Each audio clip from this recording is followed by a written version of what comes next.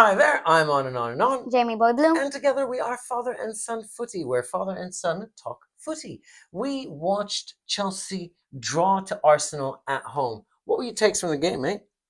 The lineup was kind of different. It wasn't different. 11 changes again from the Noah. And it just, I'm a bit surprised that Gusto. So Gusto was at right back and Cucurella was on the left. So Cucurella got his spot back, and boy, did he justify that. What about Gusto? All right, so Gusto did very well defensively, but he is probably most single-handedly responsible for us not winning that game. Because he goes too far back, he goes too far up, like just being that one middle spot. Well, you know what? I think that is the tactic by Maresca, so I don't think I can pin that on him. It's just that we're asking him to be Reece James. If only we had a Reece James in our team, right? So the point is Gusto did very, very well defensively. As always, gets into fantastic positions offensively. In the first half, Neto was on the left. All right, so all the starting 11 was the predictable one. The only thing is that Gusto was on the right and Cucurella on the left, pushing Reece James out of the team. It was as expected. He got subbed on. As expected, it was this holding pair in defensive midfield that worked very well most of the time. When it didn't work, 20 minutes it that caused us the 20 minutes from the 25th to the 45th was like our worst. Shell-shocked. They stopped looking like men and they looked like boys, and we conceded. This team still has ice bath shocks. This team still has these moments where they just go, ah! And that's when we're vulnerable. We have to stomp that out. And Lavia was a big part of that for me. Other than that, he was fantastic defensively. He was even there offensively, but it seemed like he could never get a pass from the team. Once Fernandez was substituted on, that made a huge impact.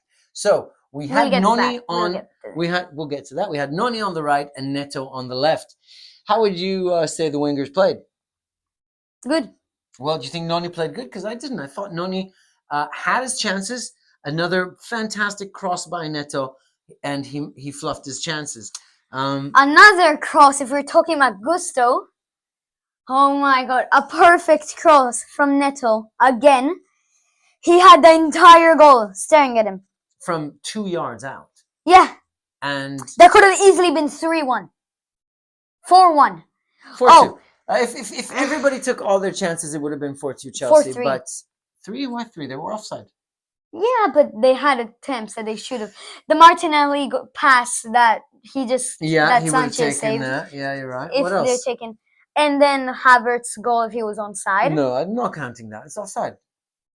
So Martinelli, that's 1, and then Martinelli again, that's 2, and then Saka's kick that he shanked. Okay, 4-3. Got it. All right, so let's go back. So let's go back to the lineup. Jackson. I was disappointed with Jackson today. I felt that Nkunku should have been subbed on at least 10 minutes earlier. He had his minutes. He played well. Nkunku. I think he played very well, and I think Jackson didn't. And I would like to have seen. I would like to have seen Nkunku play, man. Also, Mudryk. He's saving him for the next game in the Conference League. Next game. We got to the international break. Oh yeah, and then Leicester. Yeah, stay tuned because we are gonna make a video of Thomas Tuchel. Oh, big Tommy T. We're definitely going to be active in the international break. Let's get back to this game. So that was the starting 11. You heard what we thought about the players. Who are your players of the match and why? The only reasonable answer is Neto.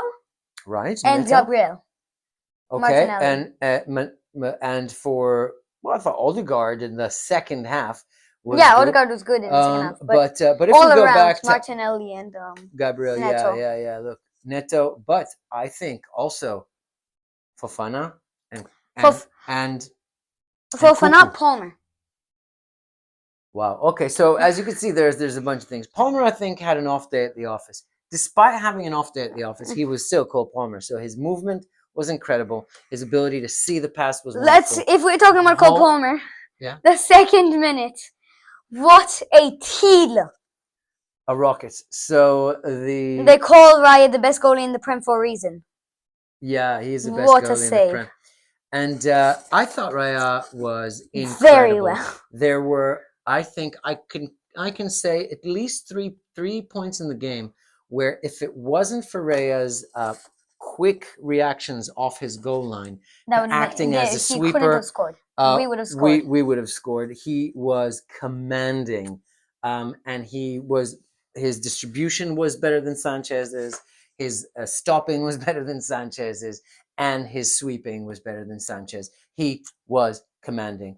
One thing I want to say about their attack, Havertz, I love him, but he's a bastard. I love him. Yeah, hasn't he turned from the darling of Stamford Bridge to public enemy number one, and he loved it. He really does seem to have a chip in his shoulder against us. Hey, it is what it is. Thank you for the Champions League. He knew he was offside. He was like the biggest offside, and he still celebrated. He's the best. I don't like him. I like him, but I don't like him. I love him when he was with us. For me, he's like the one of those who got away. I think he is a fantastic talent, and we could have really used him in the team. I think he's got this. He would have easily been instead of Jackson.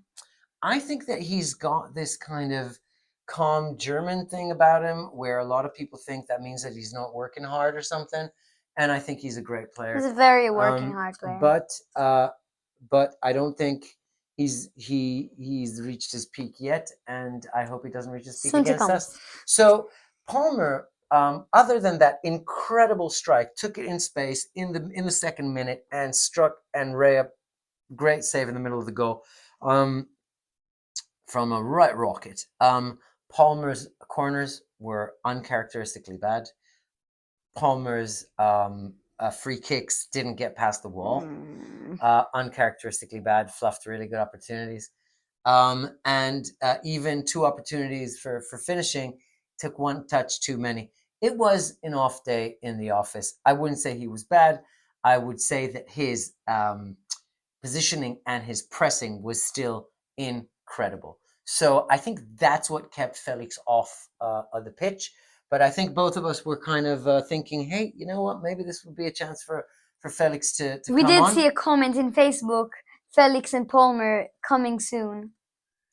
I'm looking forward to that. So let's go back now and talk about the game a little bit. So there was that. There was a really for the first 15 minutes we had what, 75% of possession. We really dominated. 90. No, but 75 is heaps, mate. Heaps good. But then they came back, and then we had that moment where Havertz got injured, and the boys went into freeze mode. Right? They just went in freeze mode and made. Fofana was the only good defender. A bunch of errors. So from the get-go, Colwill, I thought, started really poorly. He's still incredible, but he's young, and you can still feel those jitters in my books. Excuse me. You can still feel that his decision making often can be a bit off, and that he's a little bit too passionate. A little bit. If we're talking about the center backs, Fofana. Fofana, what did you think about his game? The one thing that really took me in surprise, he dribbled through 50% of their entire team. Yeah, in the second half. He had two of these. And then passed it. He got the ball back and he did the worst cross. He tried shooting it. That's right. What was that? He kicked it out. He did 80% of goal of the season. 95% and the other 5 shanks. Absolutely. And he did that more than once. And it was good because, again, what happens in these super tactical games is that you create an overlap by having that one extra player coming up. And Fofana did that incredibly. He was also very physical, very present. I thought that was his best game in Chelsea colours. Can you say another game that he played better? I thought he played really well there. Yeah, but this season, not for the entire club. Last season, he had a few very good games. For me, this is his best, and he's still got more to come. Cuckoo was, it was like exceptional. Is it Copa? Cuckoo got Saka, and Cuckoo. And Mudryk did not. Ended Saka. It was. And Mudryk did not. So look, we'll get to Mudryk, but Uncle Correa, he played. First of all, he was that the left back that stays back, and then when Reece came on, he was more marauding up to the front, and he managed to close down attacks and to be an outlet in midfield in that second phase incredibly well. There was confidence that you knew they ain't getting past him. And it has been a long time since Chelsea had that kind of presence in defense where you know we're getting that ball. Diego You Silva. are not getting through. El Monstro, different level, but because I admire Thiago. What do you mean You should long get time? a Thiago shirt. What do you mean long time? Last season. Okay, but I miss him Thiago so much. barely played last season, mate. I miss him so much. Yeah, I wouldn't say we had that last season, to be honest. And so a great improvement. We let so many goals in. Yeah. When he played, barely. I agree. He was the best center back in the world for Chelsea. Chelsea history best. No. We have one of the best. Terry. Terry first, but John Terry and Thiago Silva together would be a pairing for the ages. No one would get through. We do have the record for the least goals conceded in the season, 15, because of Terry in a Champions League campaign or something like that. Incredible. Terry. So Terry and Czech, very good. No, that was the Terry and Czech one was the 15, but then it was El Monstro with the 15 with the 4 in the Champions League. We didn't concede at all with Tuchel's run. So if we go back to the game. We're talking about the best players when we need to be talking about this. So what we had with the defensive midfield was that General Caicedo, Commander Caicedo, he was captain Caicedo, and he played like one too, didn't he? He was remarkable, fantastic. Keep it going, mate. Growing into that role. We forgot about their goal. We'll get to it. Let's get to it now, shall we? Yeah. And the other one was Lavia. Lavia was very industrious, very physical. Those two defensive holding pivots were really good in protecting our defense. They were not so good going forward. A lot of it puts it puts a lot of onus, a lot of emphasis on Palmer and on the wing play, where Neto was the real shining star. But both Palmer and Noni but is it just me? Really when Enzo came on, Palmer he played very well. He needs Enzo. Well, let's get to that. With the whole team has a much better attacking shape and outlet when Enzo's playing. It's really starting to come together. But how long are we going to continue becoming? There's still a ways to go, but we'll get to that too. So let's talk about the goal. So Lavia loses it cheaply in midfield. He got pressed and he lost the ball. Now we were already in attack, so our right wing already pushed up the pitch. Both Gusto and Noni were up. That losing of the ball so cheaply cost us that whole loss of shape. The whole team was skewed to the left. And it was that Lavia losing the ball so cheaply. Saka crossing it. No, it wasn't Saka crossing it. Saka passed it to Odegaard. Odegaard crossed it. Odegaard was completely free, okay, in that position. But then Saka passed it to Odegaard. And then Martinelli was so open, like. How long did he have?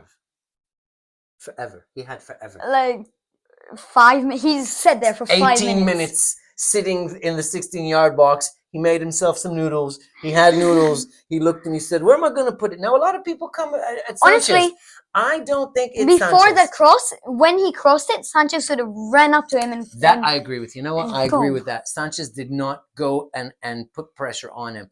Like Raya would jump on him. Perhaps. This is the thing. A goalie needs to make himself big. He didn't do that. But you know what? That was such a cheeky goal. Martinelli comes down from the weirdest angle. Sanchez just. Gusto. Let's say this is the goal. Before we get to Sanchez, let's talk about why Gusto couldn't be there. Hold on a second. Gusto could have been there, and Noni could have been there. Noni could have been there. All right. Not now, if you look at the replays, you will see Noni is just Jogging. jogging. Mate, Sprint. get a move on. There was so much time to get back. Gusto didn't know where to go. Shall I go out? Shall I go in? Do I go narrow? Do I go wide? Okay, difficult. When we, and Mariska said this, if we lose possession in our second phase like that, we will be exposed in the back, and that's what happened, especially from side to side on that diagonal. They had two players completely free. Noni should have closed that down, or at least made an effort for it. And then let's get to Sanchez. Your opinion of Sanchez? Let's say this is the post, and then all that's the goal. He went like that. You see how much space there was there? And he slotted it in. Okay, so I just want to make a counter argument here. Yes, this is what everybody's saying. I definitely agree with you in the fact that Sanchez should have come out and put pressure on the player, made him play the angle to the far corner where there was a player, and maybe a player could have stopped that. But to concede on the close corner, on your near post, that should not happen. You got to close that down. Definitely. But there was so much time for Martinelli that my sneaking suspicion would be like a short blanket. If Sanchez would have closed the right, the goal would have come on the left. If Sanchez goes on the left, the goal would have been on the right. I really think there was. You disagree? If he came on the right, Fofana, Colwill, Levia, and Grisetto were all on that side. All of them. Okay, I think maybe one of them was, but we need to look at it again. Maybe all you're right. of them were on the goal line. What? Not on the goal line, but how are you going to stop a kick on the goal line if you're not on the goal line? Colwill did it in the English colours. Yeah, just come, run in. Fofana would have saved that. Well, here's what we definitely agree. If you're a goalie, you got to make yourself big. Protect your near I'm corner. a goalie. If that would happen, I would rush on him, going like that. It's true. That's what you should have done. So Martinez would have saved that. Sanchez, if we go back to Sanchez now in terms of his game, I think he's kind of a little bit up and down. And that is kind of emblematic of what's been happening to the team. Sanchez had some really good saves. He had some really good distributions. He had some pretty poor ones. And he had that brain freeze with that goal where it seems to be like a weak spot for him, that diagonal shift where he either creates a foul that makes a penalty, or he just concedes. This is maybe the third goal that he concedes in that more or less same fashion with the diagonal ball. So what I'm saying is, you still have this question mark over Sanchez, and you still have this question mark over the consistency of this Chelsea side. However, we are in such a better position than we were. We're getting so much better game on game, but you can feel draw after draw, this team wants to win these games. We deserve the Liverpool game. We could have got something more of definitely the Crystal Palace and Nottingham, but Man U and Arsenal, those are games that we could have won. However, we came back.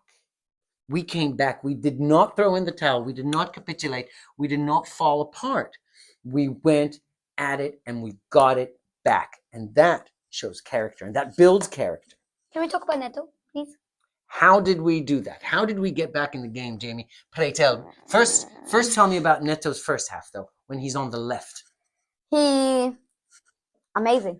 He was incredible, wasn't he? Didn't do any mistakes. Against Not best one defenders mistake. in the league. He's Ben White. He easily dribbled Ben White, easily dribbled Saliba, and easily dribbled Gabriel. And second half, Did you hear that? Those are the best defenders in the league. And there's more. There's more. And in the second half, he easily dribbled Timber. So he dribbled all of their defense one by one. Neto. So that's what I like about him. He's was man of the match easily. He was like a terrier. Well, usually they say that about Cucurella, but this boy, he was relentless. He was running up and down, and he gave it his heart. You know, these Iberian players coming to Chelsea, they give this situation in the club. Yes, Portugal, and he went and he celebrated with Vega. It was beautiful to see the passion this player has for the club. Beautiful. This second half now, please. Before the second half, I'm just going to say quickly, he put 2 crosses on a plate, one for Noni and one for Gusto. Both of them fluff it. Enough. Please continue. Second half, we'll just get to the goal. Substitutions. Substitution. After the goal. After their goal in like the 47th minute, or was it in the first half? No, the goal was in the second. Yeah, in like the 47th, 50th. Whatever, right? There was a substitution. There was Lavia. They scored 60th Enzo. and we scored 70th. Yeah, Lavia for Enzo. Right. Mudrik for Noni. Yeah, and they swapped the sides. Neto goes right, Mudrik goes left. And Fernandez replaces Lavia. And okay, now yeah, Enzo has the ball. No. Yes. Palmer has the ball. Back to Enzo. He back to Enzo. Enzo passes it to Palmer. No, Enzo passes it straight to Neto. Neto just says. So Neto, why not? What position did Neto take? Was he out or was center. he in center? That's it. He ran in like one cool Palmer. And he just took one touch and just boom. 100 miles per hour. That's beautiful. As soon, like, you know how sometimes you're seeing that goal maybe in slow-mo. Easily through Saliba, easily through Gabriel. When that was played in real time, before you knew what's happening, that was in the back of the net. That was a rocket. It was beautiful. I saw Neto. He texted us. Wait, what? Go! So, wait. However, it's like he has the ball, and then it's into there. But wait, what happened? Like he was running out of steam a little bit. And right after that, he still played very well. Yeah, I thought Mudrik played well. We had opportunities to kill it, but we also had opportunities to lose it. Yes, I want to win these games, but we also didn't. Sanchez had some good saves. The cup is half empty, but the cup is also half full. So let's summarize here. A 1-1 draw. I was walking into this game. Jamie knows I was worried. I mean, I remember the 5-0. I remember all these past seasons. We've been losing to them. Got one 4-1, draw. 5-0, 2-2. And here's the other draw, but this draw was better than last one. So in terms of results, not the result we wanted, but in terms of play, again, such a market improvement. But this team will be, for me, this bit coming up for December, where we're going to have Aston Villa and Tottenham. It's not going to be easy, but all the game we should be winning 3 or 4 of the next 5. All right, that is important. I think we can beat Aston Villa. I think we can beat Tottenham. If we win all of them, that is going to be Leicester. That's going to make all the other games we have to win. But Leicester, I'm just pointing it out there. 4-0.